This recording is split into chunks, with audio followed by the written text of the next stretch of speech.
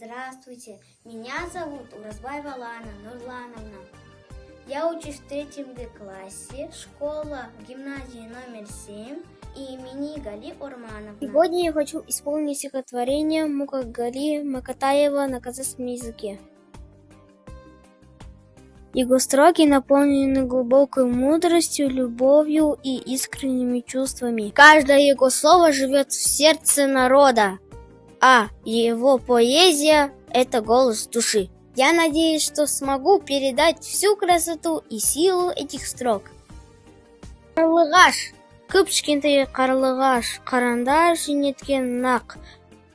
Көктем келсе қуанған, қанат қағып ұшып бақ.